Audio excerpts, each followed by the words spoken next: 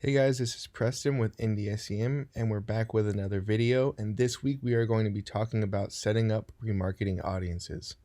So setting up a remarketing audience is very simple and very easy, and it's something that everybody should be doing. I know there are some industries that don't allow you to remarket, but if you are allowed to, and if you're not restricted from doing that, you should definitely be doing that because you want to be reaching out to the people that have either seen your website or used your app or made purchases on your site. You just want to have that data set up and you want to be able to reach out to those people because there's a possibility that they could convert again, or maybe they're interested in products, and it's just a really easy way to get high intent, low hanging fruit. So how you get here is just like last video.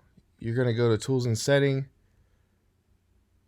here, and then you're going to click on audience manager. So we did custom audiences last time, but this time you're going to just stick with remarketing, and this is about as easy as it gets. You're going to add an audience here, and it can be any of these things. I usually stick with website visitors, but if you have an app or a YouTube channel or even a customer list, you can click here. So we'll click there, name your audience whatever you'd like it to be here. Usually I just name it something like remarketing audience. But what you'll want to do is if it's a specific product page or a specific URL, you're going to want to name it based on that, so you know exactly who you're remarketing to. So it could be visitors of a page. You can also set up, get as broad as or specific as you want here. Maybe if you want them during specific dates or if they visited another page or things like that. And then you've got all types of options here for who visited the page and who you're remarketing to.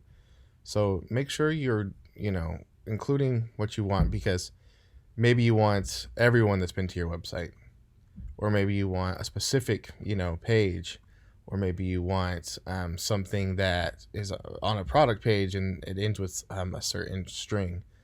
So just, be careful with these settings because it's going to automatically go to contains, but it just really depends on what type of rule you're trying to create. And then the great thing is too, if you want to create and or statements here, you can do that.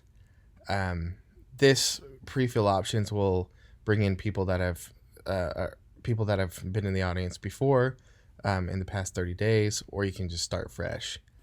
And then usually you'll keep them around 30 days, but it just depends on how long you want to keep those people in the audience. Generally, I stick with 30 days just because, sometimes you don't want to be remarketing to people, a year after or something like that. So if it's a longer funnel, you can do that, but I usually try to keep it a little bit shorter. And then if you want to add a description here, you can. And the great thing is when you add your URL in here to the page, you'll actually get an audience list size here. If you're starting from scratch, generally nothing will show up there. But if you have a website that's been getting traffic and you add some things here, you'll see an audience list size. And once you've created that audience, you need to get over 1,000 visitors to be able to serve. So that's why this audience isn't serving. But once you get over 1,000, it's going to build each day. And obviously, if you have a 30-day window, some are going to drop off a little bit, but just let that build. And then once you're ready, you can even create ads and run them specifically to this audience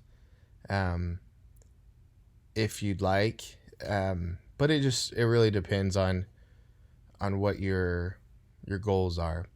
But just create those ads, and then once it hits 1,000, they'll start to run. So you don't really need to do anything on the back end here. You just have to wait for this to build up to be enough.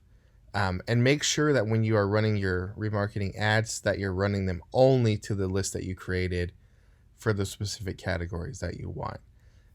So just make sure you're including that in your targeting settings, and then you'll be good to go. So thanks guys for checking out the video. If you have any other questions, let us know.